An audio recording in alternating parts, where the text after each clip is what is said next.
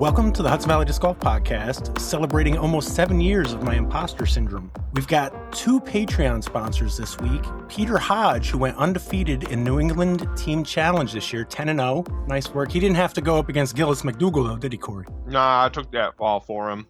And our other sponsor is Marcia Fox. Are there any updates on her foot injury? She was asking about finals layouts, so pretty good. For New York or New England? New England. That's in 2 weeks, though, right? Yep. Okay. We've got Fools Fest and Blatnick Breeze to cover this week. We also want to go over SkipAce results and preview next weekend's New York Team Challenge Finals. To help with that, we got Corey, Jaimen, Alex, Randy, Tim, and Evan. We also have a special guest this week. He was a tournament director for Saturday's MPO day of Fools Fest and tournament director and participant on Sunday's FPO and Age Protected Day. So he's probably pretty tired, so we only have him for a short time. Thanks for joining us, Adam Guttmann. What's up, guys? Happy to be here. Awesome. We got a couple tournament directors on here, and we know these aren't one-person shows, so we'll talk about all the people involved in helping. But I did a little research and I had a few questions to start off with. And we've been on before, and I might have asked these questions before, but what the heck, it can't hurt to ask them again. Sure thing. According to my research, was your first Fools Fest as tournament director in 2018?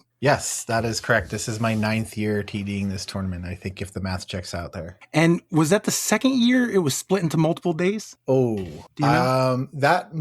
It might have happened before. I don't know. I know the years prior, the Sullivan brothers from Long Island were running it, and then Silvio ran it for a year. But I think I might have been the first to split it. I don't remember exactly what year that was. I'd have to go back. Okay. From your perspective, what was the thought process about splitting it? So, I think ultimately we were trying to provide a really competitive event in this area, something that was going to draw in people from the surrounding areas. So we wanted to just create more space, honestly. And I think first we started splitting it in half. We did a pro weekend and an AM weekend. And then that just really started selling out. Then it became 3 days and we split the AM weekend. And then it became 4 days because we were able to really sell out all 4 days. And what I love now is that we, generally speaking, get an entire MPO field here, full 72. This year we were a little under that. We had 64. And same for MA1. So we get a lot of people coming from New Jersey, Connecticut, Rhode Island, Massachusetts, coming from upstate New York, some from Pennsylvania. So really coming from everywhere. A lot of tournaments are multiple day where you do 2 or 3 days where you play a round or two on one day and then you come back and play another round. But to me, it's a little more difficult. You're essentially like this year was it's like 4 different tournaments. Yeah. There's some people that play both, but for the most part, it's all new people, right? Yeah, there's a few crossovers. There's a lot of folks that'll play both the pro weekend and the AM weekend. And then we'll get people that are eligible to play like MP40 and MPO. There were a few of those this year as well. But yeah, we essentially run it as it's technically by the book, by the PDGA. It's 2 different events, but then they split it up when the divisions are split. So it's 4 PDGA events. And essentially, yeah, it's like running 4 different events. It's kind of what it feels. I may have missed a couple, but you said this is your 9th year? Let's see. Well, 20, yeah, 9th year. 9th year running it. But according to my math, you've run like 25 Fools Fests in that 9 years. I guess so. Yeah, we something like that. Up. Yes, yeah. And I was there briefly on Saturday. I saw Evan was helping you. Who else was helping this weekend? Yeah, a lot of people came out to help. So on the weekend, Evan Keogh was here, a Wedge board member, and was helping me run the show, acting as my assistant TD. We also had longtime club member David Terr out there helping, running the store and just doing general help. Greg Large and Josh Pelor and Sean Ryan, all long-established Wedge members, were out there spotting on hole 4 and 5 and keeping everything moving. And then a ton of people helped before the event. Chris Jardin and Eric Bowers, who are normally there, our other board members, were helping out before, doing the cleanup weekend, getting trash off the course, cleaning up all the sticks and everything, along with a number of other folks from Wedge that were out there volunteering. So it was a real communal effort, and honestly can't do it without them because there's just so much to get done. Run 4 events essentially in 2 weekends. We got to make sure everything's tip-top shape on the course too. So yeah, a big communal effort. Heck yeah. I didn't see, was there a video players meeting this year? No, I don't do the video players meeting. Wedge will traditionally do that. That's a Chris Jardin thing for the tournaments that he TDs.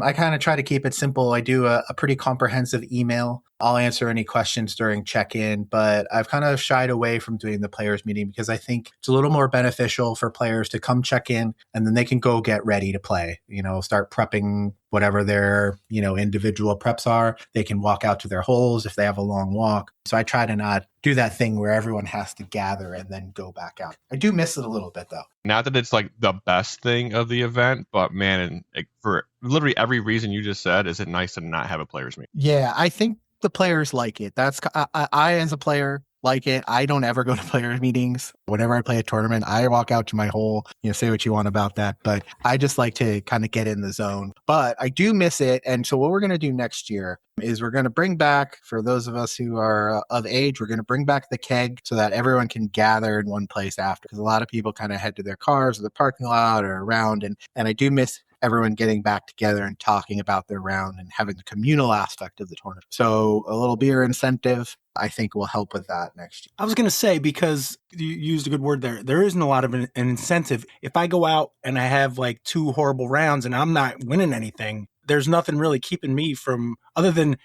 yay, good job, Corey, you got a trophy. I'm not cheering on Corey, so I'm going home. But you got a keg or something. It gives a reason to hang out after the event. Yeah, I thought about bringing back the cash payouts too, like handing people cash, because that was always obviously like the most of the field, 40% of the field cashes. So that kind of brings everyone back together. It's just kind of a lot of work to do all the money on the fly gets a little difficult. So, but yeah, I think a keg and I think too, just, giving everyone a reason to come back to the shelter, talk about their round. I think that's one of the best parts of any disc golf tournament, is like after, when you're talking with your buddies about what happened on this hole, who went off and who had an amazing shot or whatever. So you didn't play on Saturday. Why not? Because if I play on Saturday and Sunday and next Saturday, I think I'll keel over and die.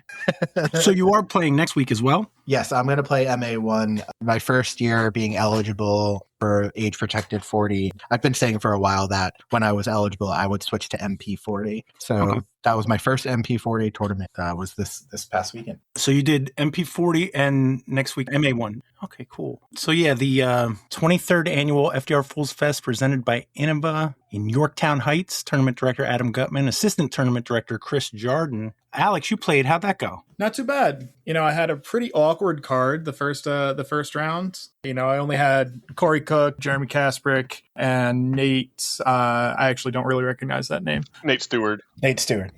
Yep. But seriously, it was a super fun card. Playing with Jeremy's always fun. Playing with Corey's always fun. And I didn't really know Nate, but he seemed like a nice guy. I started off a little bit rough. We started on hole 8. Bogeyed the first hole, missed a couple of other putts that I really should have made. I think I counted them out. By the time I had taken a double bogey on our 8th hole or something like that, I had taken 5 missed 20-foot or closer putts, which is really not where you want to be. That being said, on our 9th hole or 10th hole or whatever it was, I got my birdie on 17, picked up a couple more as the round went on, and I played the front 9 very clean, including a near ace on the wrong basket on hole 2.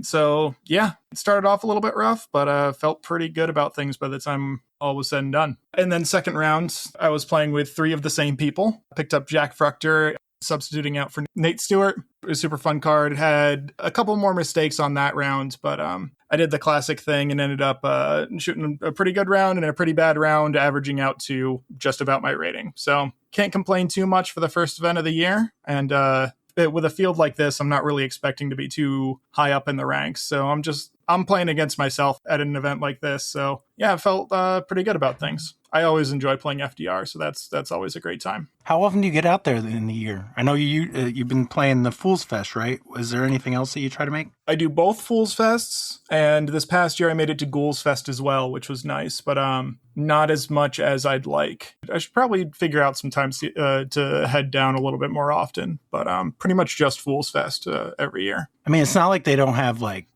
deadbeat doubles and then Friday doubles. So, they got stuff. And they've had leagues sporadically throughout the year as well. It's a little bit far. It's like hour and 40 minutes for me to get down there for a league, which, it's not out of the question, especially if I'm preparing for an event or something, but it's a little bit of a trip. Yeah, and a league or dubs is 1 round. If you're going to drive an hour 40, you want to probably get in 2 rounds. That'd be the ideal, yeah. Yeah. All right. Well, you said you played with Corey. You know what, Corey, before you talk about your round, What is monkey bread? You mentioned it last week, and I meant to ask, but I have no idea. I could have Googled it, mind you, but I'm lazy.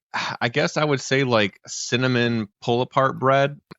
Those are like the two words or phrases that come to my mind. It could not have even been monkey bread. That's just what I correlate those terms with. But it's someone's in here. It's got to be a chef. Which one of you guys like whipping it up? So what monkey bread is you basically take the dough for cinnamon rolls, cut it up, and then instead of putting a layer of the cinnamon in between the dough and like rolling it, you just toss it in there. Like it's kind of like it's a salad. So yeah, it's essentially just cinnamon rolls, and then it's baked in a bundt can. So it all kind of sticks together and is gooey. You just tear it off. And that shit slaps. It's super good, unless I'm bunch of people you've never met are pulling it off.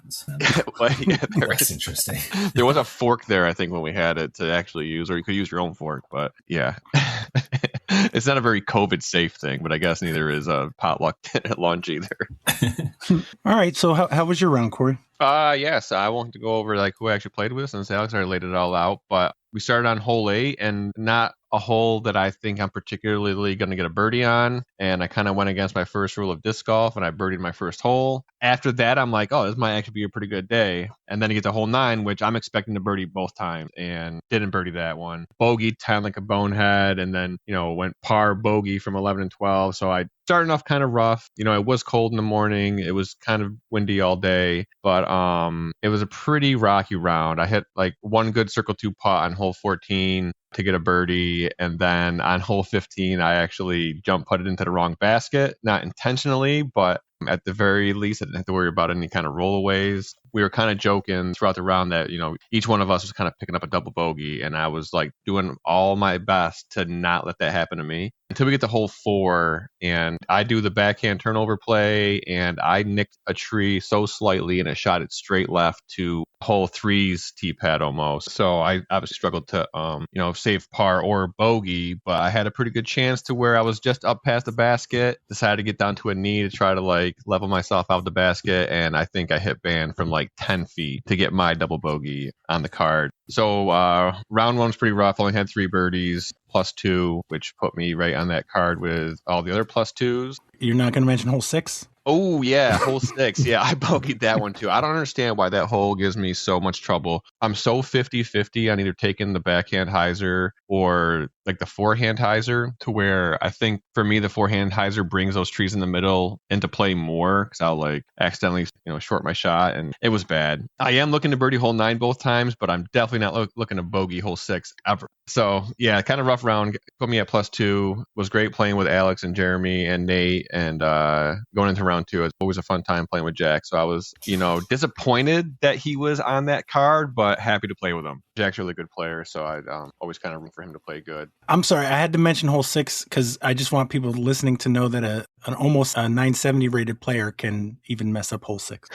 Oh yeah, 100%. I didn't even make it over the mound. I was 30 feet front right of the tee pad. So yeah, going into round 2, you kind of had a rough round when you start like 6 holes, or what is that, like 5 holes further back than where you started round 1, and especially when you notice that I don't think there was a card on 14. So there's only like 3-ish cards that performed worse than you did. Yeah, so we started on hole 13. I did the same thing. I birdied my first hole, and I'm like, oh shit, here we go again. But this one went way better. I was doing really good at not taking bogeys. I was collecting birdies in the holes you need to, especially in the pro field. Like 17 and 18 are must-get birdies. I bogeyed hole 1 and trying to make a big putt in front of Jaimen. He was on hole 8, and I thought that if I could nail this thing in Jaimen's presence, it would have been sick. So, of course, I missed, and then it kind of rolled to like 20 feet, and I missed that putt to bogey it, my only bogey of the round. But me and Jack were kind of keeping it neck and neck. We were kind of having a good time trying to like root each other on to make our way up the leaderboard. Kind of had an idea where the cash line was at. So yeah, I got birdies on 5 and finally got one on 9. Oh, I parked 5. I almost glossed over that. I absolutely laced hole 5. And the only thing I can thank is Mind Kill hole 14, because that's the hole that I picture when I'm on that tee pad. Yeah, I think I put it to like 10 feet. So I was happy to hit that line both times. But coming down the backstretch, get to hole 12, and at this point I had an okay drive. I had an okay approach. I think I got myself to like 50 feet. At this point I figured that not making the putt didn't do anything to me except for maybe lose 6 rating points or 8 rating points, whatever it was. But I also didn't think that making it would put me in the cash. So yeah, I just tossed it up with nothing to lose and just happened to go in to get a birdie and finish at, I think, 5 down on that round, which put me 1 stroke off the cash line. So I'm like, classic Corey, I literally, of the 8 mistakes that I made in the round, 6 of them probably being inside circle 1, I couldn't just turn one of them around. And then I was kind of gifted at the end that I think there was like a 6-way tie in 21st place. And one of those people had bogeyed their last hole. So it now made it so that I think 3 down was the cash line. So that 1 stroke that whoever it was took basically brought like 4 or 5 extra people into the cash. So I went from not making cash to actually being last cash Corey and gracefully accepted my $15 payout from Adam Guttmann, which I appreciate. You got $15, but it was split with Dan Laviolette, Alden Slack, Brad Schott, Nick Terabithia. Yeah, those 4 people. So yeah, 5-way tie for last cash. Not too sure. How'd you do on 6? Pretty sure I parred it. I kind of improved on it. You got a stroke back. Exactly. The only other thing I'll ask of Adam is if you could do whatever you need to do from the tournament director's side to make sure that my 1,000 rated round doesn't get adjusted to like 999 because I'll be pissed. Well, I put a note in that there was some sustained winds and some gusts. So if anything, hopefully it'll bounce you up. Ooh, I would not be expecting that. The report is submitted, so you'll know in a few days. But yeah, other than that, I was just going to say that, having a tournament in March coming out of winter can always be kind of tough for like any area where, you got high winds and once the snow melts, you uncover what trees have come down and et cetera, et cetera. Park looked great. Tournament ran great as it always does. No issue. And I think it kind of speaks to why, although it's only a B tier, it always attracts such a good and deep field. So another great Fools Fest. Heck yeah. And Jaimen, how'd your day go? Pretty mixed. First round was solid. I was kind of getting everything done that I needed to. Had a couple of just mistakes here and there. Hole 7, man, that hole's got my number. My forehand wasn't really as confident as I wanted it. So I bogeyed that. But I started on 4, and I was kind of nervous about that, knowing about it on Friday. I was like, 4 and 5 is a really hard stretch. I think I started there at some point last year, and I did not do so well. So I was really nervous about that. But started off with a pretty smart par on hole 4 and then birdied 5 with like a 30-foot putt, which is never what I'm expecting on that hole, even to have a putt for birdie, let alone make it from around circle's edge. So that was super nice. Went on to par 6 because Corey last weekend completely screwed up my brain on hole 6 and now it's impossible. So I don't know what's going on there, but you were the one that gave me advice first and told me to do something different. So I think you screwed me up. Well, that's because I made the mistake of thinking about it for a minute and it's like totally downhill from there. That's a hole that you just need to 4 IQ points, throw it. The more you think about it, the less it's going to do. And I was thinking about it, man. And that hole got me both rounds, honestly. But as far as the first round went, I was just, kind of still warming up on the season. Par 9, that's an execution thing that I feel like, all right, you can't par 9. It's basically impossible. But definitely managed to do it. So I'm hoping that, just playing more frequently, I'm going to be able to get back out there and kind of get my swing back a little bit. Because right now it didn't feel great, but I was able to score on the holes I needed to and, not get too bitten on the holes that usually bite me. And then round 2 kind of kept the above par scores pretty low. Had a really rough hole 4. So I took a double bogey on that and then bogeyed 7 again. But I think that was it. I think those were my only above par strokes for the entire round, but just couldn't get any birdies going. It was really frustrating. On the rare occasion that I'd put my upshot close enough for an easy birdie, I'd miss the putt. But a lot of times it was just my upshots were just consistently 50 feet short. And I did not fix it. I still really don't know what was going on, but it was pretty frustrating. That's, throwing the same shot over and over again and expecting it to work. In hindsight, sounds kind of crazy, but also in disc golf, I feel like you got to trust the shot that you are going with. And it just didn't work all day or that entire second round.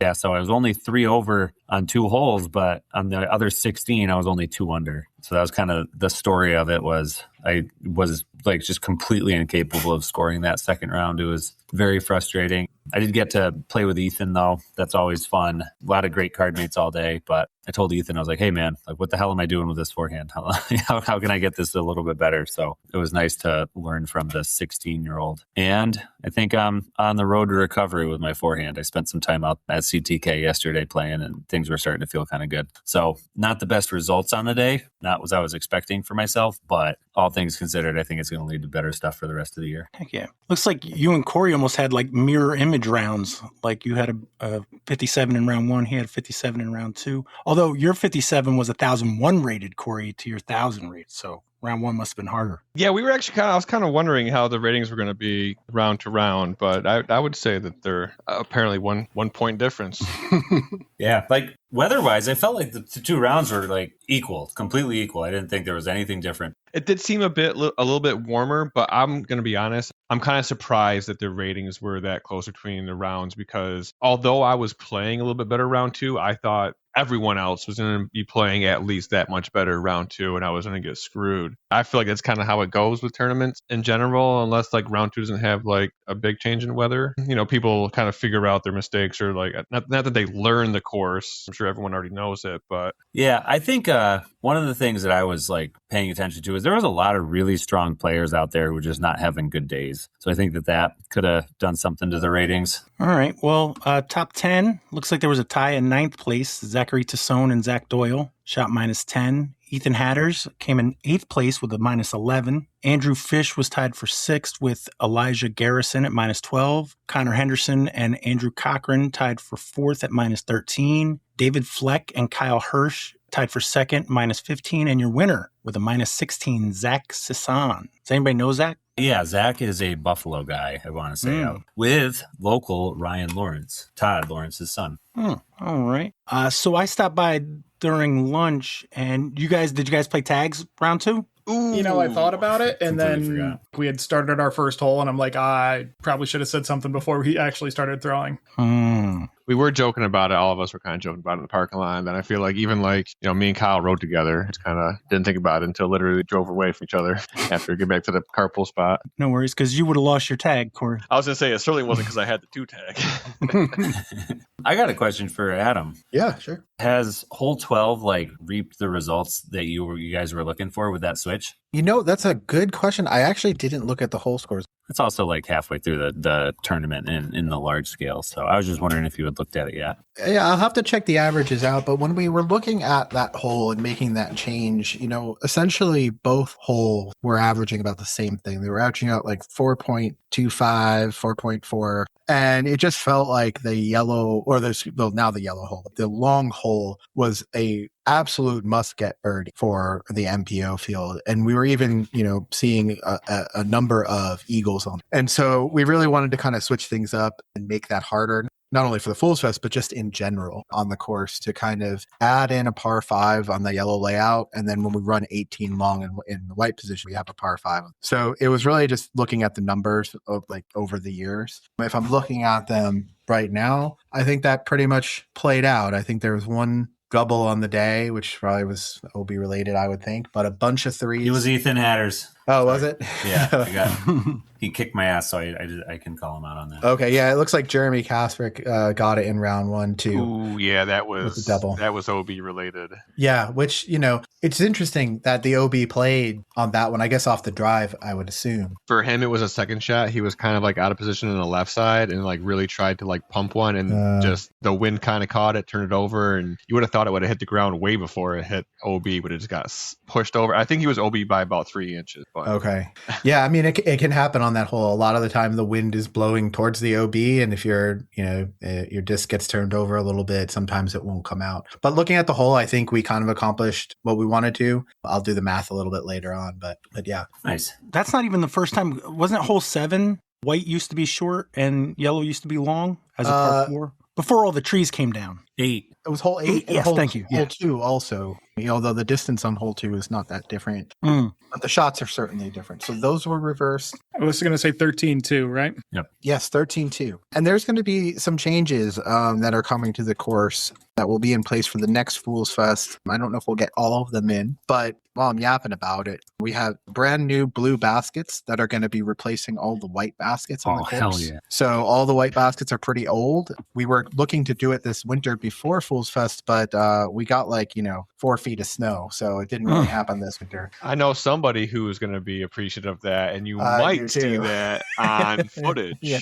Yeah, that was, I watched that in real life, and that was pretty brutal to watch. And for anyone who's not aware, Kyle Hirsch and Zach Sassone were tied on 18 putting for birdie, and they were both, inside 10 feet. And Kyle, unfortunately, had a really looks like he maybe thought about his putt a little bit. It was a little high, a little hard, and it did a classic disc catcher, hit the pole and bounced right out and trickle over the basket, and he missed that one, unfortunately, on a chain out to give it up to Zach and not go to a playoff. So that was brutal, absolutely brutal. And I'll replace that basket first.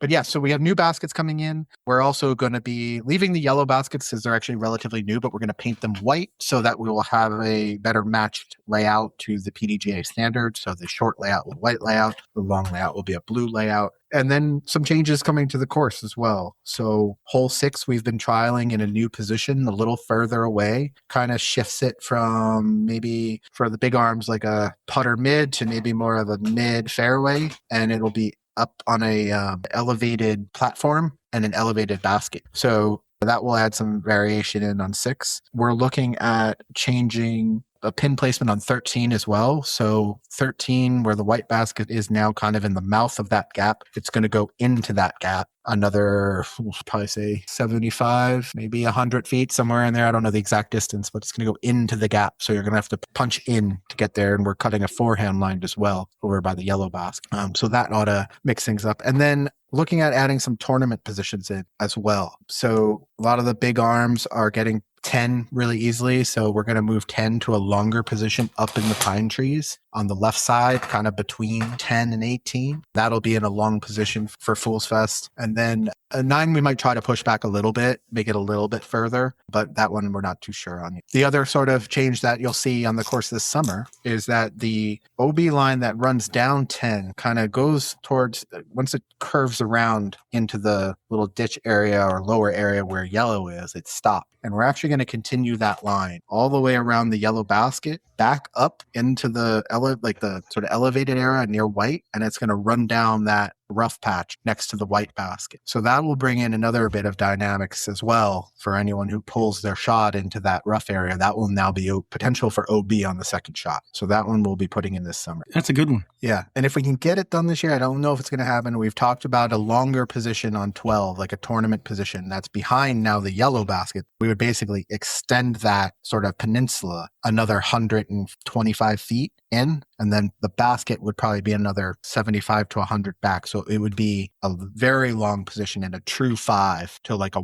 long white. That's a lot of work though. We have a lot to cut in there. So I don't know if we'll get that one done by now, but lots of potential things we're going to try out because we really want to try to put some teeth into the what will be the blue layout when the new baskets go in, especially for these younger kids. Throw real far. We kind of want to bring an element of golf back in so that you can't just get away with pure distance. The basket project will kind of be happening as people schedules allow it. We'll kind of be doing them, during the week when people can get out there. Some of them will be able to just pull out and replace. Others we're going to have to dig out and resubmit. We do a work day every month. We're trying to get consistent with that. So we'll announce that on our Facebook page when that is. But, when the summer months come in, there's lots of stuff, that needs to get cut. We got to, take care of the front 9 and mow and weed whack, all of that. So there'll be plenty to do this summer. Thank you. Any other notes about Saturday? It was a smooth event. Everything went really well. I was really happy even though it was a little cold and windy, it was a nice dry day and it was a sunny day. It went really well, I think. I'm really glad that we had some people come up from Maryland, as far as New Hampshire, come down. So, we're really happy to provide this event, really happy to have a little bit of a springboard that locals can use to kind of move up the ranks. That's kind of the whole goal. So it's great to see these younger kids out here too. So you and Evan were out there Saturday. Who was there Sunday? So yeah, same crew. Saturday and Sunday. Evan was out there as well as Dave Atair. They were kind of holding down the fort while I was playing on Sunday. But yeah, it was those guys. What was Eric Bowers doing while you guys were manning the fort?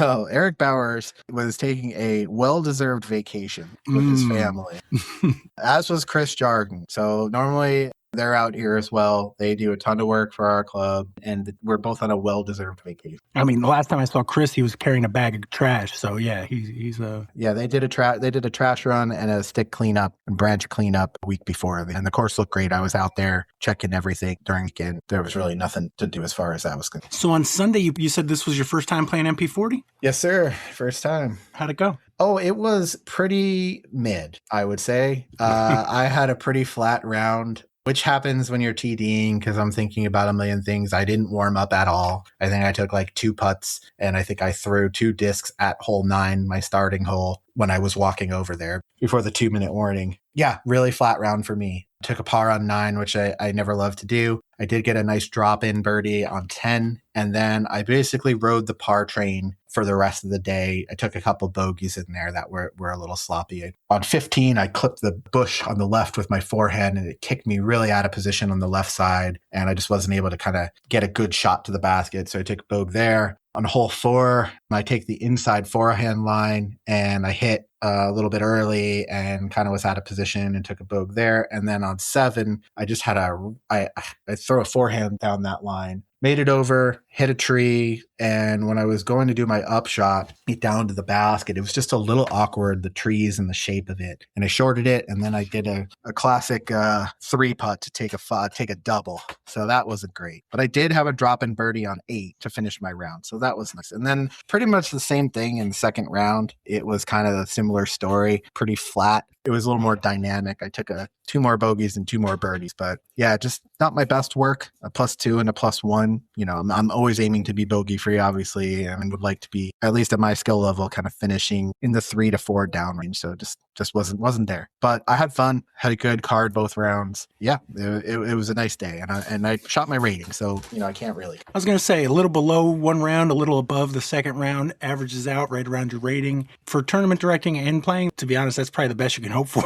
You know? Yeah, I mean, I've been playing this event, I think, except for the first year I ran it, because I loved to play it. This was the first event I ever played ever in 2017, actually, the year before I started TDing it. This was my first disc golf tournament ever. I remember it quite well because I was new and I didn't know all the rules and everything. And I was playing, what's his name? Will Byrne. Will Byrne and I were playing MA3, and we were on hole 18. And I think I was finishing on hole 3. We were on hole 18 and I was winning, and I was going to win. And I took a putt from maybe about 25 feet. I hit the rim and I rolled OB on 10. And I didn't know it at the time, but what I should have done is I should have just reputted and taken the stroke there. But I didn't, and I ended up giving up an extra stroke on that hole because I went down and played from the end. And yeah, I lost by 1 stroke and came in second in my first event. And then I TD'd it the next year, so, you know. And almost a decade later, and Will Byrne is still playing MA3, so I wouldn't yeah, that's true. And actually, it wasn't too long after that. I remember, didn't you win in a playoff at Beacon? You had some kind of insanely long putt to win, didn't you, in the first playoff or something? I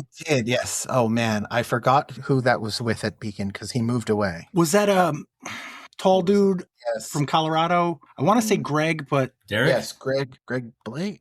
Yes, tall dude, very nice guy. Yeah. I don't remember exactly who it was, but Greg Kelly. we went to hole 1 on a playoff, and I was kind of short of the weird metal barbecue thing, and I threw a berg in to take it down, which is cool. Heck yeah. I think that was the next year. Yeah, Randy appreciates it. He used the Berg. Oh yeah, man, I use the berg. I'm a berg guy, and I'm proud of it. Say what you want. Well, keep your eyes out for the Berg Championship. I heard about that. Someone told me about that. It was me. Oh, it was you? Yes, yeah. When we were playing Team Challenge, because Yeah. you mentioned it, and I was like, oh, that sounds pretty cool, actually. Yeah. You mean when you were beating Alex in Team Challenge? Well, I wasn't going to say it. I think, to be fair, we were tied at the time, Oh, okay.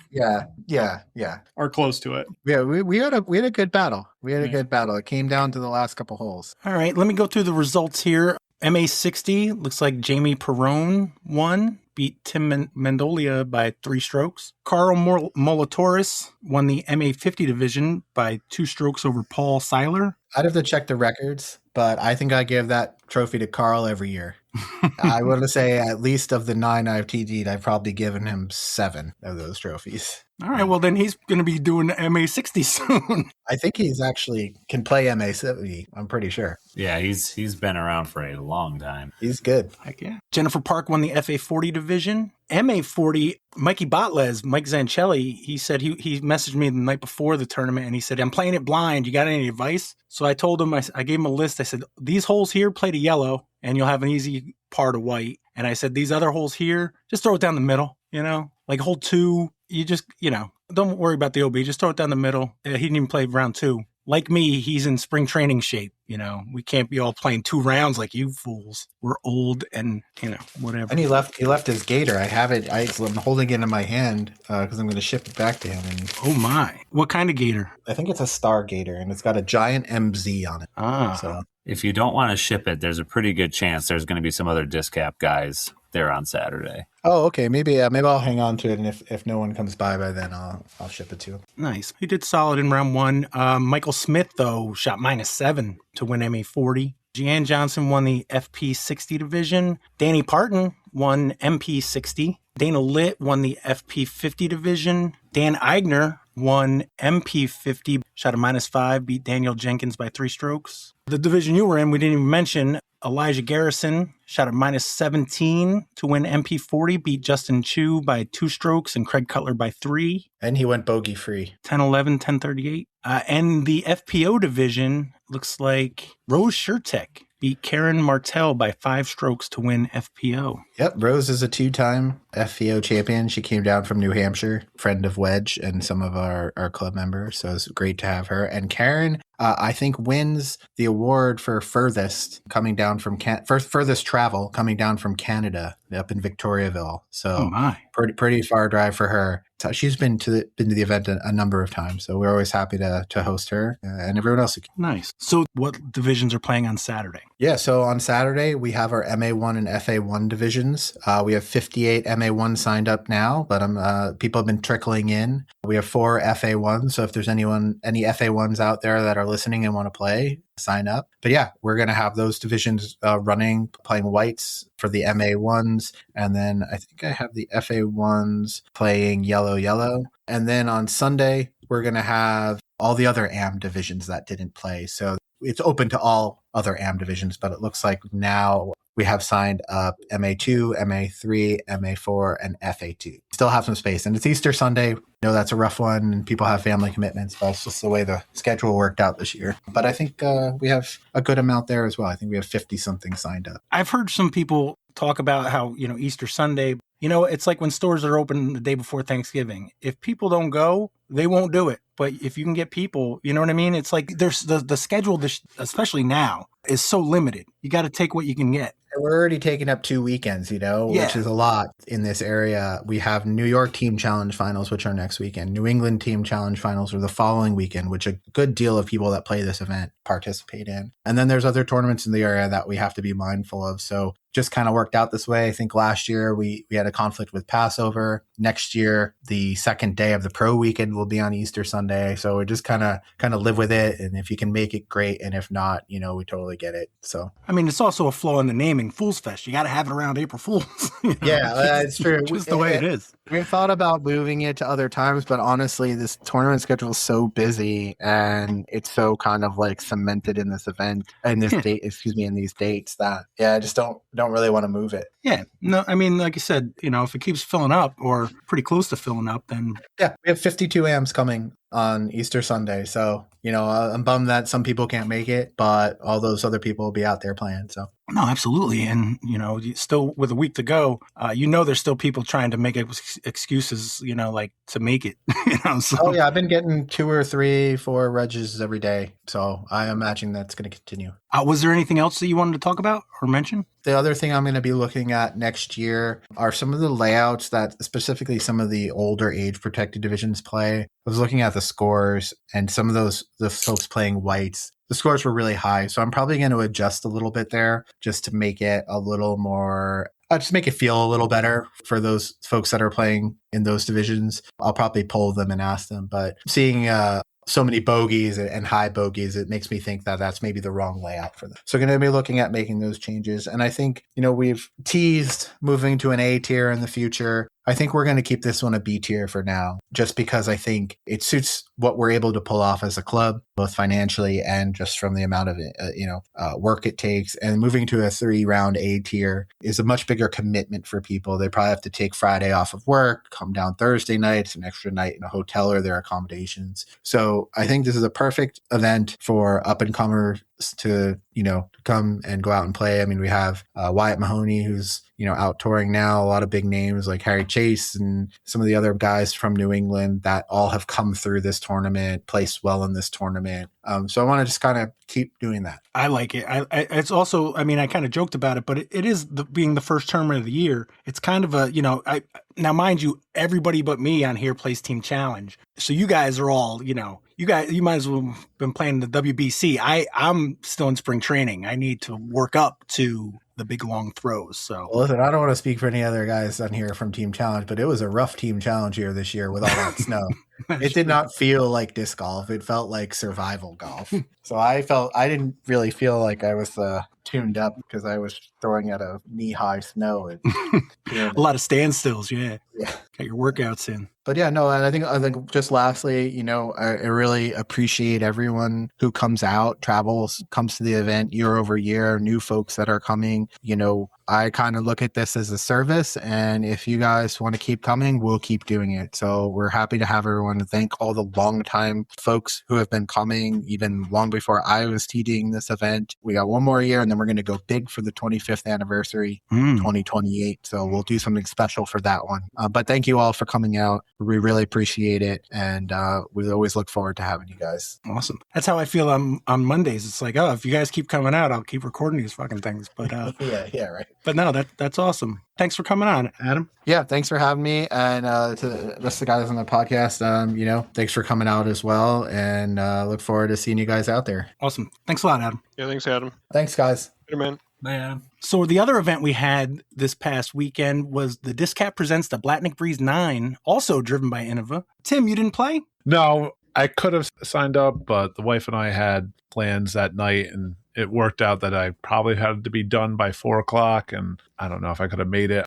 And so I just planned. We just did stuff with the family. So I took the kids out, and then the wife and I went out for a show and dinner around 4. So, it's Blatnick. I played the monthly. I didn't need to play the tournament. All right. But like I said, DisCap presents Blatnick Breeze 9, driven by Innova, Niskayuna, New York. Tournament director Jeff Wachowski, assistant tournament director Kenji Klein. Is there anything about the tournament before I get into your round and everything that you wanted to mention? I think it was only 40 something was maybe the only thing that stood out. The vibe was different than the years past without a pretty full tournament. Any thoughts as to why? Probably FDR, although that has been pretty standard for a few years now. But honestly, the weather was some of the best we've had for a Blatnick Breeze in a long time. Not that people can predict that, a month out when they're planning their weekends. But yeah, I don't know. I was just curious. So in the MA3 division, looks like Eamon Foster won it by 1 stroke over Adam Dahl and Jim Burns. MA2, Sean Sawak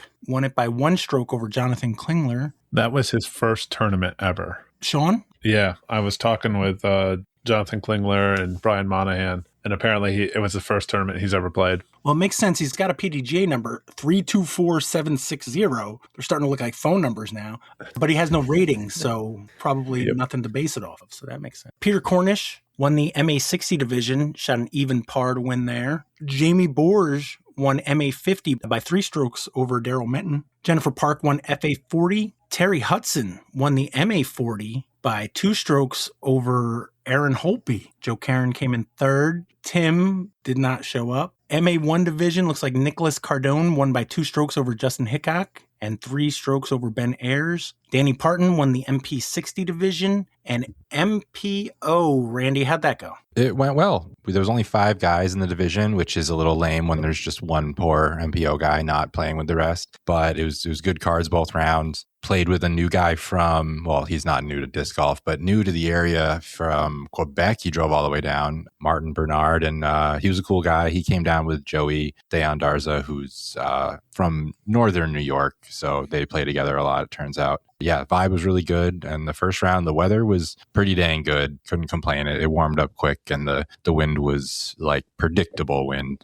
nothing too crazy. Better than last week, or? Yes. Definitely better than the monthly. And I think you can kind of see it in the scores. I was able to like run putts that I definitely wouldn't have run at the monthly. Not a lot of long putts went in, but I was really happy to at least run them and hit some metal or, not go too far. I was feeling pretty frisky and confident, I guess, which was nice. It was nice to not lay up putts from 25 feet, because it can get depressing after a while doing that, which is what I was doing at the monthly. First round went really well. It started off really slow, lots of pars. It was still windy, don't get me wrong, like the wind mattered, but I picked up a birdie on hole 6, which is the shot across the gorge, which is also the MPO CTP. So I was thrilled to pretty much park that with like a 15-footer and get that birdie to be my first birdie of the round. I took a bogey on 9, but that is super long hole, very windy, not too beat up about bogeying that hole. I think we all struggled on that. Yeah, just coming down the stretch, didn't really birdie any of the hard holes because, they're hard. And then got to 18, which is pretty birdieable hole. And, I had checked scores. It's only the first round. I wasn't too nervous or anything, but checked scores and realized I could be in the lead after this hole. And I was sitting with like a, 15-footer, but into like a pretty strong headwind. And I'd been making those putts all day, and I, let it go, and it just lifted and it tickled some chains, and it did not go in, and it blew away to like 20 feet and couldn't make that comebacker after that. Felt pretty shaken by that. Pretty tough way to finish off the round. So I ended up with a bogey, after being 15 feet away for birdie, which is pretty tough, but still, one stroke off the lead. Wasn't the end of the world. Pretty good round. Pretty happy. Looks like round 1 was only 2 strokes separating the entire field. Yeah, there was just not that many holes to birdie. Like a lot of the birdies came on similar holes. That's just kind of how Blatnick plays. Like getting 6 for me was pretty huge. It was like, I think I was the only person to get it for the day, maybe in the whole field. I don't know. I didn't do my research, but an MPO at least. You said earlier that because there's 5 people in MPO that you guys did still play as a foursome? Yeah, so we played as a foursome, even though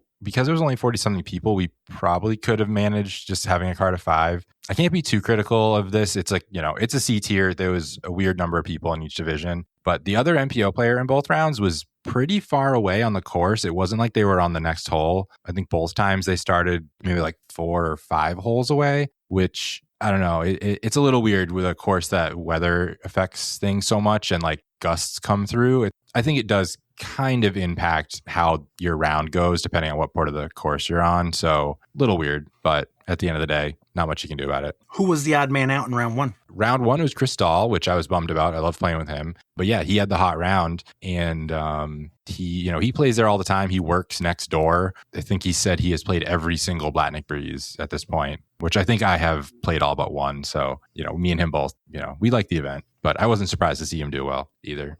And who was odd man out going into round 2? Yeah, so round 2, it was Martin Bernard. I don't know. He had a phenomenal Quebecois accent. A what accent? Quebecois is what you would call their accent. I thought it was Quebecian. No. Oh.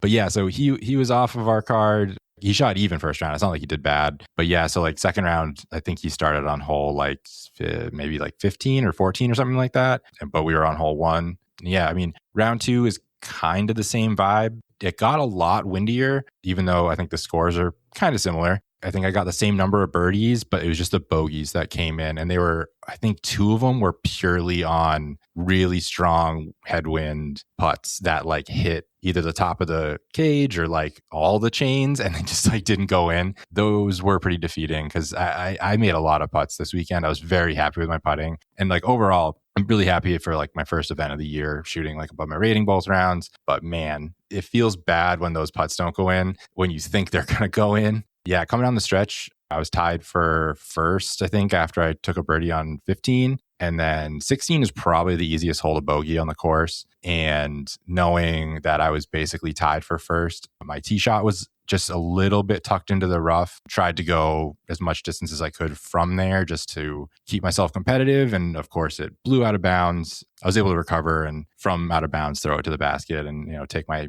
bogey, which honestly felt like a success, just like recovering from that. But then, 17's a hard hole. And then 18, I had to be aggressive and ended up taking a bogey from throwing my tee shot into some rough, trying to go really far on that one. But honestly, still really happy. Felt like I could have won it the whole time, but just didn't work out. Both rounds well over your rating. I mean, almost 20 points in round one. Yeah, if I can keep this putting thing up, which I don't know where it came from, but I don't know. If they keep going in, my rating should hopefully keep going up. It's good math. Yeah, right? So you ended up in third place at +1. Troy Vasari in second, -1, and Martin Bernard. That's the second person from Quebec tonight. Adam was talking about the woman in FPO coming down from Quebec. I wonder if they're related. It must be tropical down here compared to there right now. Hey, it was like 78 degrees today. So, but yeah, Martin shot a -2 to win it. So you didn't play with him in round 2, right? Nope, he was the odd man out in round 2. Honestly, I don't think there was an advantage to being on a random card, but it is funny when you're, everybody's getting the same wind together on hole 18 and he's off on the shortest hole in the course getting a birdie, and all of a sudden we look at the scores and we're like, oh, we can't win now.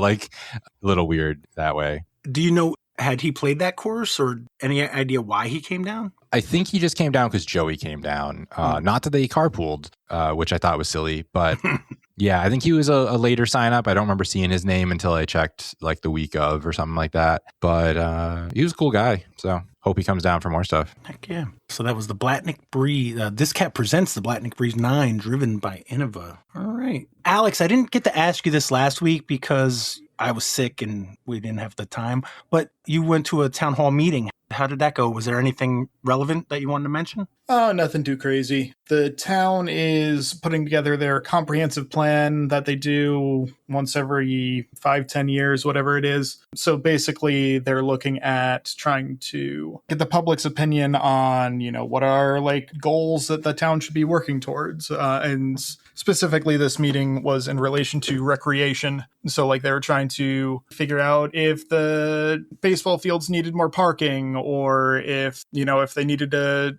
build more pickleball courts because people seem to like pickleball and the current ones seem to be in use all the time. So it wasn't anything too crazy, but, as a representative of the disc golf course, we were able to be like, yeah, if you can mow the fields a little bit more consistently, that would be great. But now that the weekly league is starting up, and for everyone listening to this, the day it comes out, it's Thursdays. So Thursday evening should be on UDisc. You can find it there. Same deal as Stony Hill, $10 entry, random draw doubles. OKDGC, Old Kinderhook Disc Golf Course. The event should be publicly viewable on UDisc. I don't think there's anything too serious coming out of that, but good to be visible as a disc golf course, Absolutely. I was going to ask, the doubles that's starting, did you say this Thursday? Correct. Yep. Just a couple days from now as we're recording, and it should be, assuming this comes out on Thursday, it will be that evening. Heck yeah. All right.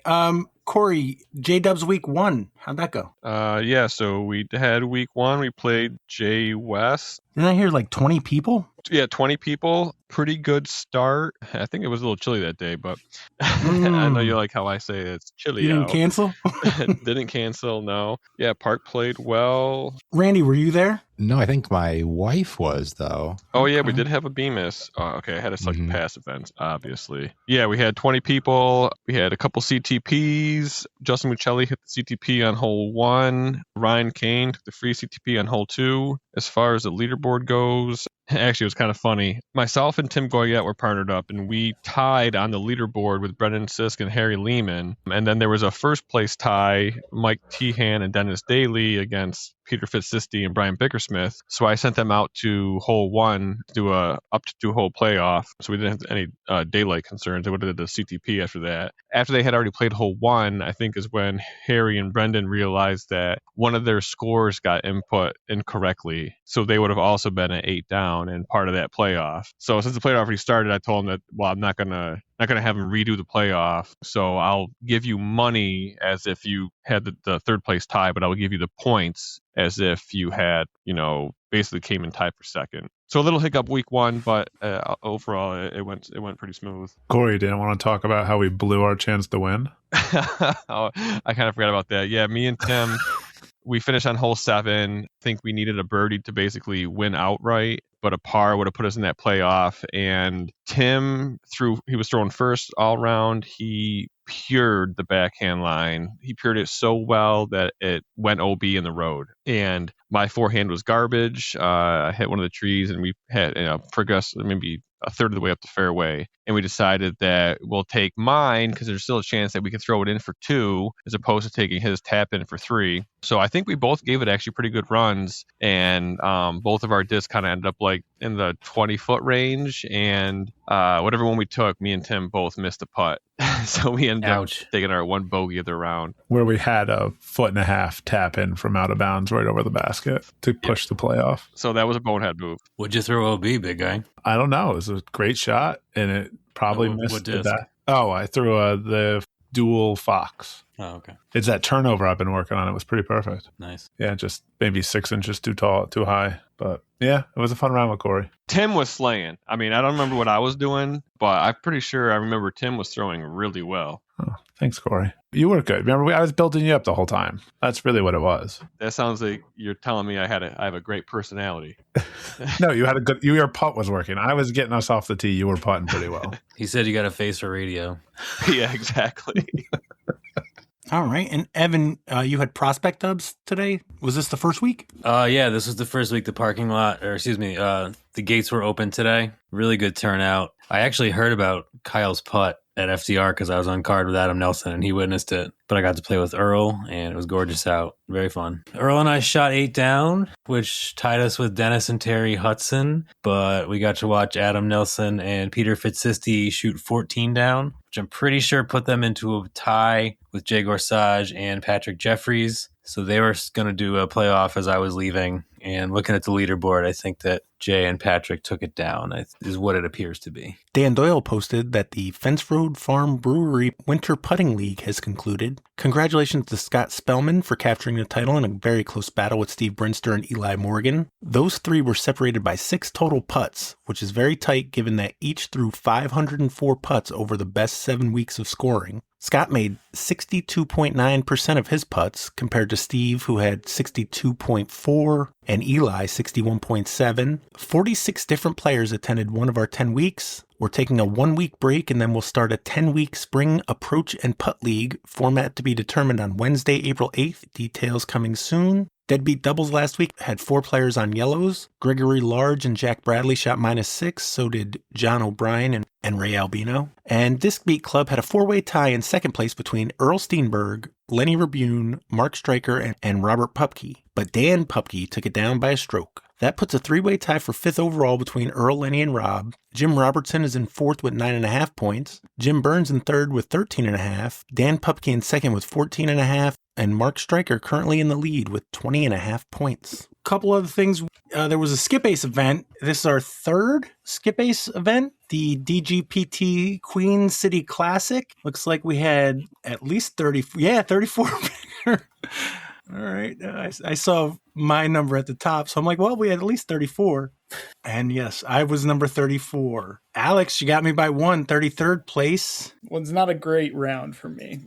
Let me see here. I had, Ezra Robinson got me 9 points. Same deal. Yeah. And I had 3 in double digits after that. Ugh. Yeah, we both had Ezra and Paul Kranz. Paul was all right. Yeah. Ezra was disappointing. No doubt. Once again, I got to mention Devin Lamke because he's sandwiched in between. He came in 32nd, sandwiched between you and Randy in 31st place. Oh, Cadence Berg. Randy, was that a case of that's how many points I got left? I got to pick? No. She was my top pick for a lady. She's really good. She DNF? She screwed us. Yeah. While in 3rd position. Yeah.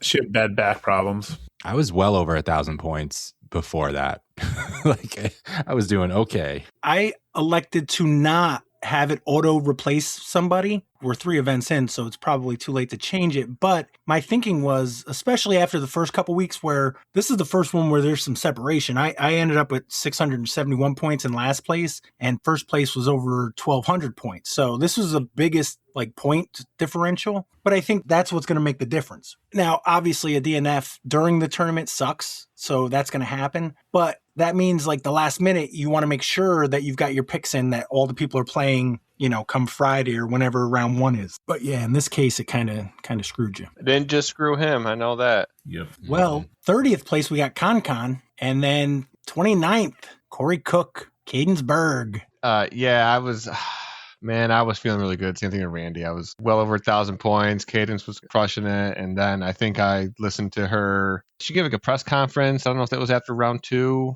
that she was having some back problems and she was getting a little emotional because, she didn't want a DNF. But watching her play round 2, you could tell that it was really uncomfortable for her. She could like hardly bend over. And then seeing that she didn't play round 3, I was crushed. And so were your points. Yeah.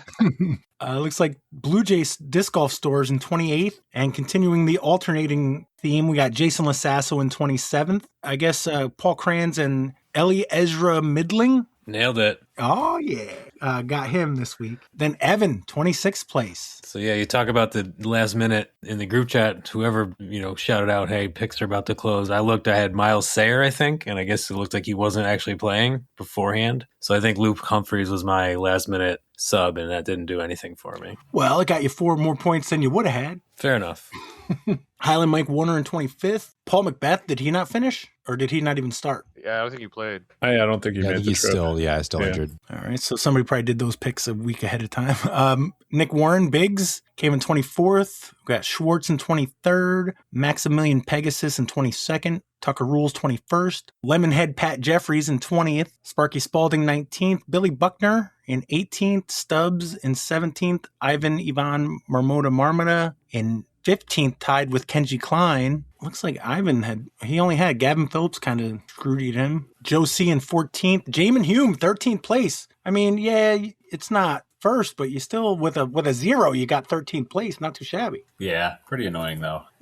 That's 200 extra points if she finished, but no doubt. Like you said, that would have probably put you over the top for the win for the week. 12th place, we got Rob Weiss of the Mississippi, the correspondent in 11th. Top 10, Justin Hickok in 10th place. Ryan Travis, 148343 in 9th. Brandon Klein in 8th place. Nova Frog in 6th, tied with Brian Heller. 5th place, Tim Goyette. Whoa. The Redeemer this week. Yes. Makes us feel a little better. 162 is your lowest? Oh, goodness. Yeah, it was a good week. Heck yeah. Ryan Nelson in 4th. Brian Bickersmith in 3rd place. Kat Bemis in 2nd. Do you have to say anything, Randy? She's just so much better than me. She had 1,233 points. Your winner with 1,255. Well less than what Jaimen would have had that chick played in the 3rd round. Lefty Flick 21. With Paul Kranz. And a lefty. Oh, goodness. Yeah, he's got Paul Kranz on there. I picked Paul Kranz and I didn't win. Overall, let's see where we're all at. Dude, I'm in last place for people that have picked every week. 34th out of 38th, Randy Bobandy. Alex in 33rd, Evan in 32nd, Jason in 31st. Goodness. We're so good at this. We're having fun. Biggs, Nick Warren in 30th. I'm in 29th. Go Pat. Woohoo. So far, the leader in the clubhouse. Let's see. Jaimen in 19th place. A tie for 17th, Corey Cook and Rob Weiss of the Mississippi. It didn't take you long. Does that include his imaginary points or no? No, I'm not clear on how that works. Smoking him unofficially. Unofficially, right. That's what it was. Yeah, because he's got 3,000 total points to your 1929, but, with drop points, it's tied up. So you caught up. It didn't take long. He'll probably be beating me by the next event. I think we only dropped 2. 2, yeah. Well, hey, for right now, you're tied. Yeah, I'll take it. Tied for 15th, we got Joe C. and Mike Schwartz, the correspondent in 14th. So Joe C. in 15th and the correspondent in 14th. Is this guy just making double picks? Will the real Josie please stand up? Justin Hickok in 13th, Kenji Klein in 12th, Blue Jay Disc Golf Store in 11th. Top 10, we got Ryan Travis, 148343, Sparky Spalding, Brandon S. Klein, Nova Frog in 7th, Brian Heller in 6th, Tim Goyette, 5th place. Carrying the group. Them really tall shoulders are going to get tired quick. Ryan Nelson in 4th, Bickersmith in 3rd, Kathleen Bemis in 2nd, just 22 points behind Lefty Flick 21, your leader. This is the first week Brian Bickersmith hasn't been in the lead. I mean, it's only the 3rd week, but just notable. So our next event is in 1 week, April 9th. So it's more than a week. April 9th through 12th, the 2026 PDGA Champions Cup. Let me make sure I can make picks for it because I have not yet. MPO, FP. Yeah, there's players for every division, so that one shouldn't be a problem. The other one that was an issue was Jonesboro. Let me just check that real quick. Yeah, it's got FPO. I think that was the issue. I think before it had MPO, but no FPO. It has FPO. So both of the next events are pickable. So yeah, the 2026 PDGA Champions Cup, April 9th through 12th. And I'll post something in the next day or two, but it's not until next weekend. So before next Thursday. So I'll definitely post something before we record next because it'll be too late probably by the time next week's episode releases. All right. One other thing we wanted to mention, next weekend is New York Team Challenge Finals. Do we have a location? And is everything official now? Stony Hill. Mm-hmm. April 4th at Stony Hill? Mm-hmm. All right. What were the final 4 teams? Wrenches, the Goats, Wilcox, and Saratoga. Okay, so at the beginning of the season, October 7th, in fact, I did a poll on the Facebook page, and I left it up the whole year, giving people an opportunity to pick who they think will be in final. According to our polling, the Goats of Greenwich had 42% of the vote, so everybody thought they were getting in. Second in our voting was Saratoga Revolution, and they're the second seed, right? I think so, yeah. Yep. Okay, now this is where it gets interesting because third place is a tie between 3 teams. We got the Wrenches, who made it in, the Whips at 9%, and Chatham Hill Country Club at 9%. Now, mind you, 9% equates to 3 votes. So the Widowmakers had 1 vote, Nick Warren. Was Alex one of the Chatham votes? Maybe. If I voted, I would have voted for us. No, Alex didn't even vote. It was Will Byrne, Travis Bashore, and Greg Kurtz. The Wrenches had Justin Michelli, Brian Bickersmith, and Josh Lee. And the Whips had Eric Heinel, Eric Alexander, and Daniel Eigner. Congratulations to the Whips for having the least amount of people on their team vote for them. That's a vote of confidence, I'd say. I think that's what happens when Eric votes for you. Nobody else wants to. Yeah. You just don't show up, right? Pick. Yeah, that's probably where they all switched over. I didn't mean that in a bad way. I meant that that's the most outside votes for you. Oh, I meant that as a joke for Eric since he won't hear it. No. Unless somebody says, "Hey, Eric, they mentioned your name." What we'll do for finals is we'll do picks. You have to pick who's going to finish in first, who's going to finish in second, third, and fourth. You get a point for each one that you get right. If you get first place right, second place, third place, fourth place, and then if you get all 4 right, you get a bonus point. Unless somebody had a better system to do that. Sounds fine to me. I don't have a better system. Did you already say what the matchups are for round 1? Like what the seeds are? I think Corey mentioned them. I didn't. I think Goats are number 1, Revolution number 2, Widowmakers number 3, and Wrenches number 4. So that means you guys would play the Goats, Corey? Yeah, I would believe so. In round 1. My other thought was to not do the picks like now, but have you guys each send me your order in a Facebook message or text message or whatever before tee-off, of course, on Saturday. That way, your picks won't get biased by other people's picks. What do you guys think of that? I'm cool with that. I like it. Yeah, that works. Me and Jaimen are the only ones with skin in this game. Damn it. Can I submit my votes under anonymity just in case I don't pick the Wrenches to win the whole thing? If it's anonymous, you don't get any points. So they'll never know. But aren't you doing pretty well? You won't win. Corey, how is he going to give you points if you're anonymous? Process of elimination. Corey's accepting 7th place now. Okay, you're right. No, you're right. I think I need to. We all know that the standings for the picks means way more than the standings for the Team Challenge Finals. So I must show allegiance to the picks, not to my team, potentially. All right, this just in. Corey's going to throw his match. That's the only way you can control it. Well, it doesn't matter. He's going to play their best player anyway. Yeah. Watch out. Well, I guess your best player. Evan, or does anybody know, are they doing the faux finals? Has there been any word on that? I hadn't heard anything. I don't even know if I would be eligible. I didn't play any New York Team Challenge this year. But I feel like faux finals is a little bit less structured than actual finals. Yeah, I think you're probably right there.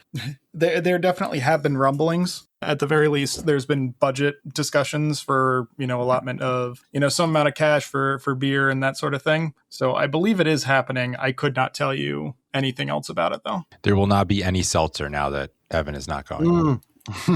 I would love to go. Instead of beer, maybe we can get milkshakes. I don't know. What kind of budget do you think you guys have? Yeah, I think beer is cheaper than milkshakes. I don't know. I was just Earl and I were talking about milkshakes earlier for no good reason, so it was on the tip of my tongue. That's fair. Corey, you still got that 2-stroke? Corey, do you know how many people thanked me for teaching you how to eat and skin it today? Not Zero. McDonald's wise. What? No, actually, I got a few people text me about it. Bunch of freaking Logical people. Illogical. bunch of freaking IPA drinking snoods. I don't remember the last time I had McDonald's, says the person that had McDonald's 3 weeks before when they were on a road trip. Tim, are you eligible for finals? No, I only played one. And I think even if I had played the other week that I could have, I don't think I think you need 3, just like New England. No, I think you only need 2. Oh man, I could have. Easier, yeah. Damn kids, I could have played. Someone's got to take the trophy off of my mantle because I'm not driving it there. Won't you be at faux finals, Randy? We'll see. I How don't know. about your neighbor? No, No? The one that plays on J Park? it probably will be him now that we're talking about it.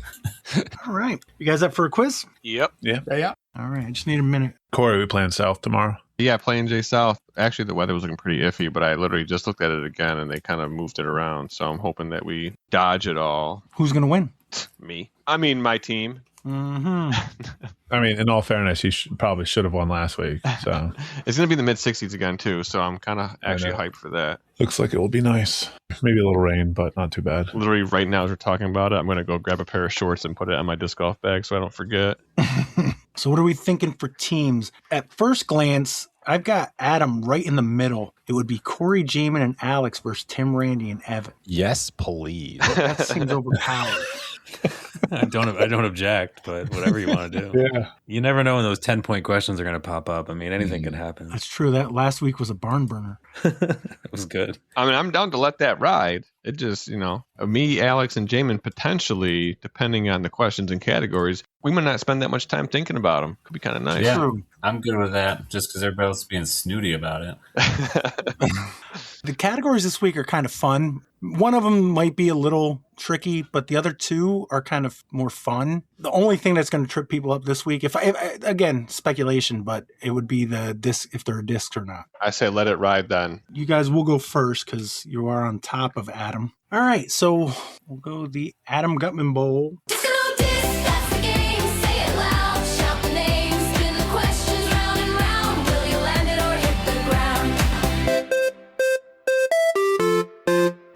Corey, Jaimen, and Alex, I got 3 categories here of disc or no disc. Would you guys like category 1, category 2, or category 3? I say Jaimen picks. Category 1. Sure. All right, question 1, category 1. According to David Bowie, who sent a message to Major Tom to take your protein pills and put your helmet on? According to David Bowie, who sent a message to Major Tom to take your protein pills and put your helmet on? Ground control? Ground control to Major Tom. Yeah, there's not like a specific person, right? It's just ground control. This is ground control to Major Tom. Sounds good to me. You guys agree? Yeah. Is the ground control a disc? I really like it. I like that too. That sounds like something grippy, probably kind of floppy, doesn't roll or skip. It has some control on the ground, if you will. Yeah. I say yes. Seems good to me. Yep. You guys agree? Yeah. Swift Flight, November 10th, 2025. All right, Tim, Randy, and Evan, you're getting shut out so far. Would you guys like category 1, category 2, or category 3? Randy, you get the pick. No, Tim, you're the best picker. I'm the best picker. You're in 5th. Oh, gotcha. Understood. 2. Wrong. Damn it. You going with 2? Yeah. Yes. All right, question 1, category 2. In ancient Roman religion and mythology, Mars is the god of war. What is the name of his Greek equivalent? In ancient Roman religion and mythology, Mars is the god of war. What is the name of his Greek equivalent? Aries. I agree. You guys agree? Yes. Is the Aries a disc? Sure is. Paul Macbeth's new disc. Yes. You agree? Yep. Yes. Discraft, February 23rd, 2026. And we're tied. All right, Corey, Jaimen, and Alex, would you like category 1 or category 2? Category 3 will be saved for a later date. What do you think, Alex and Jaimen? I'm good with where we just were, category 1. Yeah, either way, I would say I generally know mythology more than David Bowie songs. Yeah, I was thinking number 2 would be Alex category, but yeah, let's do one. Let's do 1 again. Category 1? Sure. Yeah. All right, question 2, category 1. What term refers to the rectangular area on an aerodrome prepared for the landing and launching of aircraft, often identified by a number representing its magnetic heading. What term refers to the rectangular area on an aerodrome prepared for the landing and launching of aircraft, often identified by a number representing its magnetic heading? I mean, it sounds like a landing strip or runway. I think it's landing strip because it's not. Ooh. Runway would be taking off, but they're the same thing. Yeah, I kind of like runway more. I would say runway more too. And we know it's a disc. No, You yeah, do? you can definitely you land on runway 23 or whatever the hell it is. Yeah, that makes sense. You say it was a disc, Jaimen? Yes. Yeah, okay. Yes, yeah, no, it's a streamlined disc. Let's do runway then. Works for me. You guys agree? Yeah. Is the runway a disc? I believe by Streamline. Yep. What year? 2022. I was gonna say 21. I was going to say 19. Streamlined Discs, August 2nd, 2018. I should have known that. It came out right around when I did the one of my first tournaments, which was just before COVID. And just to clarify, it did say landing and launching of aircraft. True. I had landing in the question. You wanted to go with landing strip? Well, there was that too, but Also, thank you for the answer. Tim, Randy, and Evan, category 1 or category 2? What do you think, Randy? I feel like they're going to know the streamline ones. So do we try and steal them? Sure. Okay, I don't here we know. go. Going to 1? We're zagging. Yeah. All right, question 3, category 1. What word is a portmanteau combining a dark viscous material derived from coal and petroleum with the name of the Scottish engineer who pioneered modern road construction, John Loudon McAdam? What word is a portmanteau combining a dark viscous material derived from coal or petroleum with the name of the Scottish engineer who pioneered modern road construction, John Loudon McAdam? What's a portmanteau? Oh, thank God, Randy. I had no idea what was going on. It's An like example of portmanteau would be brunch, where you combine the words breakfast and Oh. lunch. Oh, thanks, Evan. You're welcome. I think I got so hung up on that I didn't know anything else that was going on with the yeah. question. I'm afraid I don't actually know the second half of the question. Yeah. You might 'Cause I call was it. just You like- could call it a mashup, I guess. Yeah, he said Portman, and I literally zoned out. I was like, "Oh no, here's a word I don't so know." dark viscous liquid from coal or Okay. something, could be the coal. and a name that he just gave us. So did that guy have a nickname, or is it literally? It's usually not in the question. So No. oil and something. Well, yeah. Should that we would be- hear it? Yeah, or tar. Tar also? Yeah. Should we hear it one more time now that we know? Yeah, what now that we means? know the we've learned. English. Mhm. Yes, we've learned. Pat, can we hear it again? What word is a portmanteau combining a dark viscous material derived from coal or petroleum with the name of a Scottish engineer who pioneered modern road construction, John Loudon McAdam? I hate this, but I want to say like oil slick, but that's like two words. That's what I was thinking too. But Really? I don't- yeah. It's a good combo. Modern road construction. But it's not a portmanteau because it's like 2 words. Yeah, it doesn't Yeah, feel like it. that's true. Brunch. Okay. Lock it in. I'm trying to understand the word again. Is there an airport word anybody can think of? Like, Ooh. tarmac. Tarmac. Oh, Yes, tarmac. there Oh, it is. Scottish. Oh, It yes, is. Randy. That's it. Randy, you're a genius. Oh. I don't know about genius. Took you long. Is the tarmac a disc? Holy crap. That was great. We've had 2 guesses. I don't think it's a streamline. I haven't heard of that. No, I don't. Love And I this don't know one. that anybody I don't else like it would. either. Okay, let's say no. We're going no. You guys agree? Yeah. Mm-hmm. You are correct. Woo woo. All right. It's tied at 4. Corey, Jaimen, and Alex. Category 1 or category 2? Want to take the low hanging fruit in 2 now? Yeah, I was thinking that. Sure. You going with 2? Yep. Yeah. All right. Question 2, category 2. In the Marvel Universe, Randy. In the Marvel Universe. I literally wrote that question for you. In the Marvel Universe, what is the name of the Egyptian god that resurrects Mark Spector and grants him powers to use as his avatar? In the Marvel Universe, what is the name of the Egyptian god that resurrects Mark Spector and grants him powers to use as his avatar? Alex. I know exactly what they're talking about. I just cannot remember the name. Khonshu. There we go. Wow. Okay. Gesundheit. The magic conch. Spell it. No, I'm just kidding. I'm going to trust you on that one. KHONSHU, something like that. Oh, that's bonus points. That is bonus points. Great pull there, Alex. It's Moon Knight. I watched the show. Yeah. You guys agree? Khonshu, yep. Can't not. Is the Khonshu a disc? I will tell you, there's multiple spellings. That's why with gods, you never use spelling. That's why I said just kidding right away. I just kind of like, yeah. This one's KHONSU, but the one in Marvel is with the H. But again, with this god, there's multiple spelling. But is it a disc? Could be. I don't know enough about this guy to know if it would be a good disc name or Trusted you not. this far, Alex. I'm going to keep trusting you. What do you think? Yeah. My thought was yes, just because there's lots of mythology and god based discs out there. Is this like a mainstream god, though? No. Not that really answering thing, but I think the only reason you know this god is if you're a fan of Moon Knight. That kind of makes me want to say no. Yeah, me too. Definitely a possibility. I vote no. Okay, yeah. Might regret it, but I think that I'm going to go no on this one, too. All right, let's go now. You guys agree? Yeah. Infinite Discs, February 8th, 2024. Man. Okay. Sorry, Alex. All right, but you're still up by 1 point. Tim, Randy, and Evan, category 1 or category 2? I think 2 might just be mythology. I think he just framed it with the Marvel. Yeah, I think so too, because those are both Dude, gods. the next one is in a Marvel. I'm gonna. Well, but the first one is, I think, at least a DC character, maybe also Marvel. But Every answer is both a DC and a Marvel. No, Randy, what do you think here? I don't know, man. You want another? I whatever. feel like we got lucky on the tarmac. Well, you said airport related. That was what did it. Let's go with 2, Pat. Here we go. All right, question 3, category 2. The Colossus of Rhodes, one of the 7 wonders of the ancient world, was a massive bronze statue built to honor which Greek sun god? The Colossus of Rhodes, one of the 7 wonders of the ancient world, was a massive bronze statue built to honor which Greek sun god? The Roman gods are the planets, right? Like Mars. So the Greek one would probably be Apollo, Oh, did he tow the sun around? He did. All right. Yeah, I mean that is the right? god that had his chariot that pulled the sun across the sky. Mm-hmm. Yeah. Again, unless I'm confusing the mythologies, but I think that's I what we can't. want. I can't think of anything else. I like it. You guys agree? Yes. Corey, Jaimen, and Alex. The Colossus of Rhodes, one of the 7 wonders of the ancient world, was a massive bronze statue built to honor which Greek sun god? I mean, I was on Apollo from the start. Could also be Helios. ooh, Helios, the god of high-pitched voices. Yeah, I can picture the Colossus only because it's a wonder in the Civilizations series, but I've never zoomed in enough to know what it's for or read the Civipedia on it. So I got to go with Alex. yeah, Helios. I like it. You guys agree? Yeah.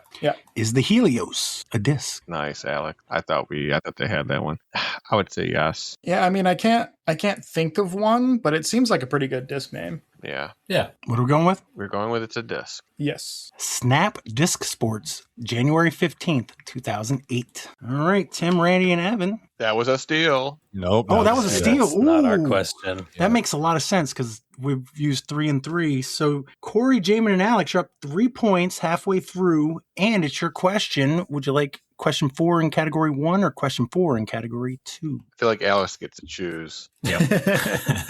I mean, if they're just getting harder in 2, then theoretically we should leave them to steal. So we should go with 1. Good strat. Yeah, let's go 1. All right. Question 4, category 1. In the 1981 hit comedy song by Bob and Doug McKenzie featuring Geddy Lee of Rush, the Canadian duo repeatedly tell the listener to do what to the Great White North? In the 1981 hit comedy song by Bob and Doug McKenzie featuring Geddy Lee of Rush, the Canadian duo repeatedly tell the listener to do what to the Great White North? I am not familiar. I'm not either. I'm trying to Do what to the Great White? think of the category. Other than being airport-related terms, I mean, yeah, you could visit it, you could fly to it, you could, I don't know. launch to it, taxi.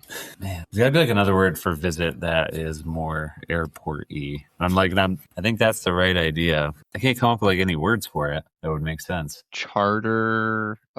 My vote is Alex. taxi. Do you know YYZ? I am aware of it. YYZ is, I think it's the airport code for Toronto or something like that. It's the airport code for a Canadian airport. I'm like trying to see if that's where the parody comes from, but I can't remember enough of the song. Oh, I know that part of the song. That's There's no lyrics in that part of the song, Randy. no. Also, wrong time signature. Sorry, I did a marching show to YYZ. It was fun. Nerd. Pretty sure they call it YYZ. Thank you, Alex. I was biting my tongue over here. I thought Randy was doing his Beavis and Butthead.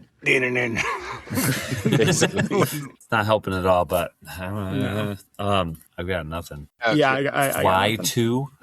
Do something to the Great White North. Taxi. It's a better answer than than basically anything. So Yeah, taxi. You guys going with Taxi? going with Taxi. Tim, Randy, and Evan in the 1981 hit comedy song by Bob and Doug McKenzie featuring Geddy Lee of Rush, the Canadian duo repeatedly tell the listener to do what to the Great White North? Do you guys know this one? I do. I love this song. Go ahead. Take Off.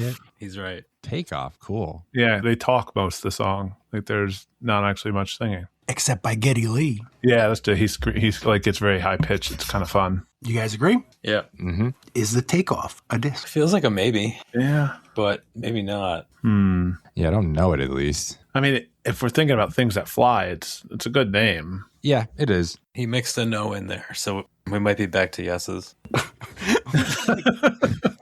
I love how you guys actually think there's logic to that. It's just, Oh yeah, there's a grand plan. If you go back through all of it, it spells out. No.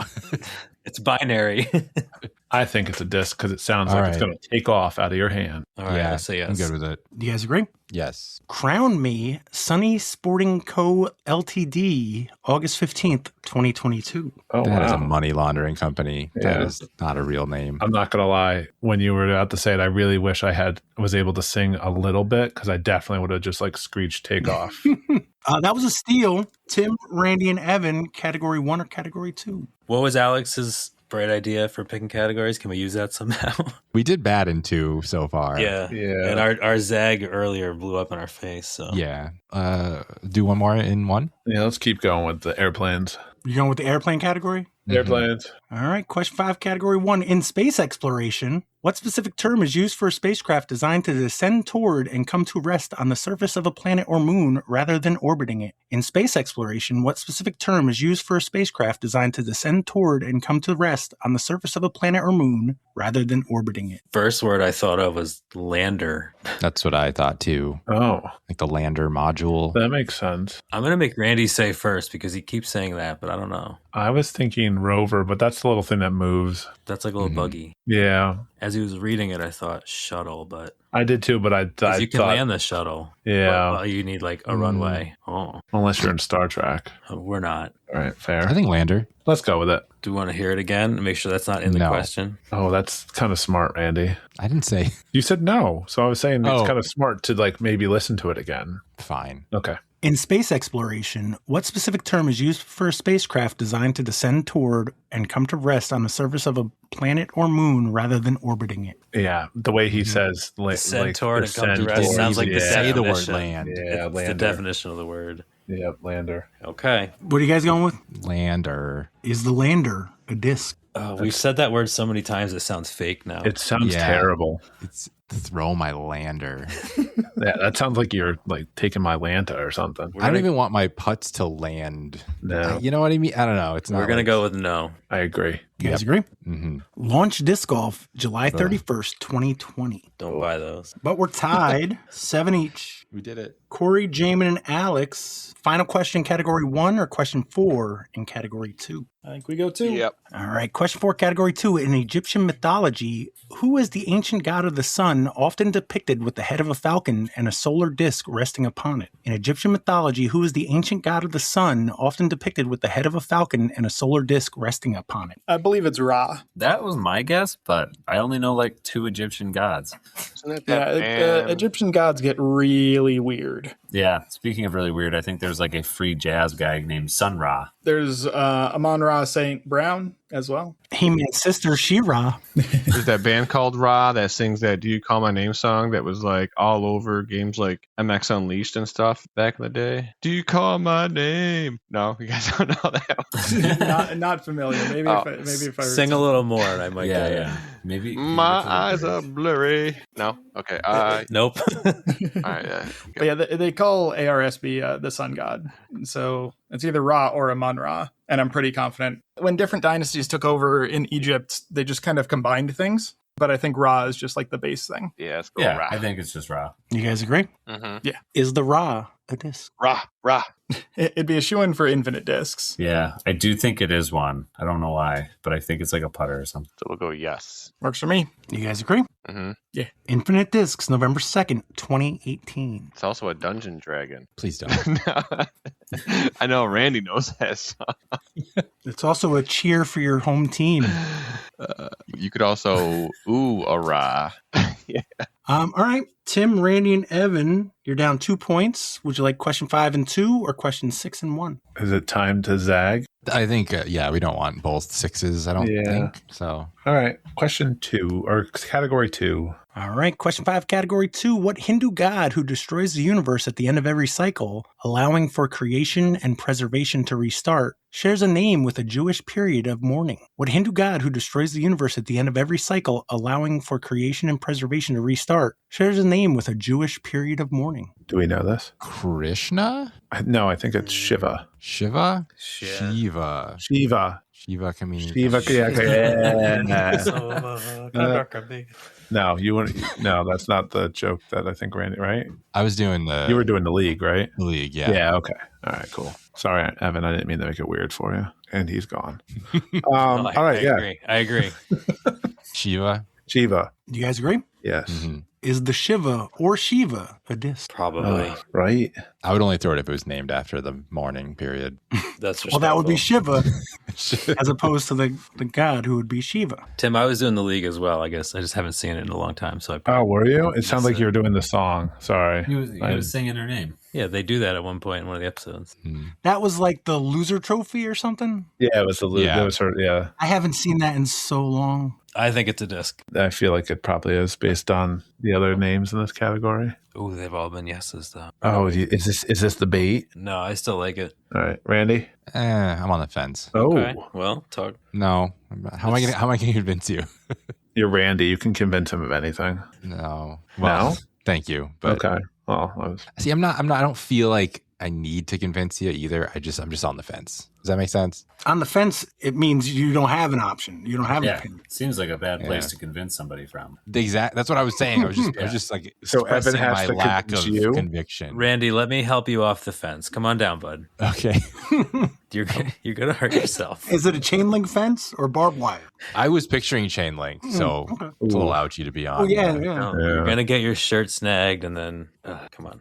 All right, we're going yes. all right. Yes, we are. You guys agree? Uh-huh. Mm-hmm. I'm sorry, no. Oh no. Oh my God. All right. Back Final on the round. fence. Corey, Jaimen, and Alex, you're up 1 point, 9-8. Would you like question 6 and 1 or question 6 and 2? I don't feel comfortable voting on this one.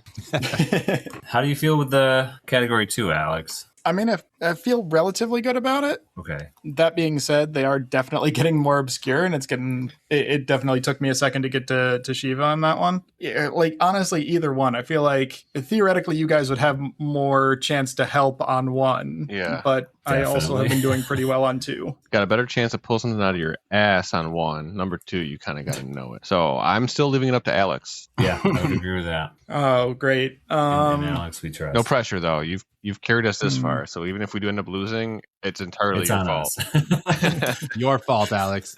Let's go category 1. Okay. All right, question 6, category 1. While its twin left the ecliptic plane after Saturn, which NASA probe continued on a grand tour of the outer solar system, becoming the first to provide close-up images of the ice giants Uranus, and Neptune. While its twin left the ecliptic plane after Saturn, what NASA probe continued on a grand tour of the outer solar system, becoming the first to provide close-up images of the ice giants Uranus and Neptune? That Voyager?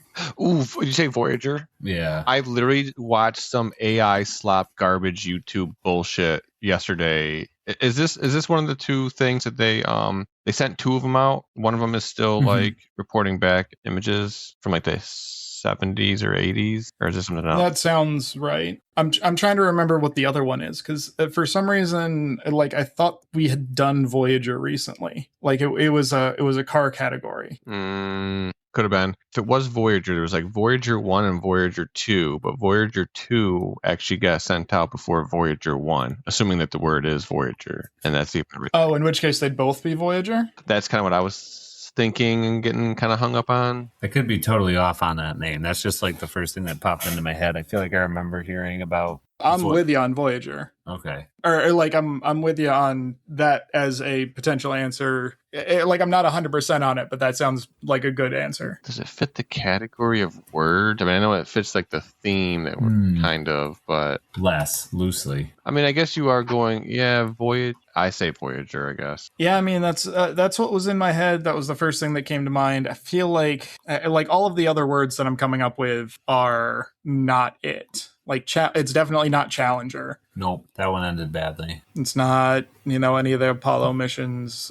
I could not tell you. I think, Voyager was of the three, is the only one that was a probe, or whatever you want to call it, the thing they just shoot off into space and let it glide infinitely. Yeah, I mean, it seems like a good answer to me, other than the fact that it's sticking in my head as something we might have done relatively recently. Yeah, let's go Voyager. What are you guys thinking? Voyager. Yeah, Voyager. Tim, Randy, and Evan, while its twin left the ecliptic plane after Saturn, which NASA probe continued on a grand tour of the outer solar system, becoming the first to provide close-up images of the ice giants Uranus and Neptune? I 96% thought it was Voyager. I thought it was So Voyager too. it's a twin, but not in name, maybe. Okay. I wasn't even thinking of anything else. I thought that was it. Mm-hmm. Yep, me too. What am I thinking of? Hubble is a telescope. That wasn't a probe. Yeah. I think this one has like that golden record in it. Yeah, it does. Yeah. Wait, Carl isn't that... Sagan thing? Yeah. Yeah. I think airport, ground control, runway, tarmac, takeoff and lander. Explorer. No. No, I think I'm you're just on. thinking of disc names.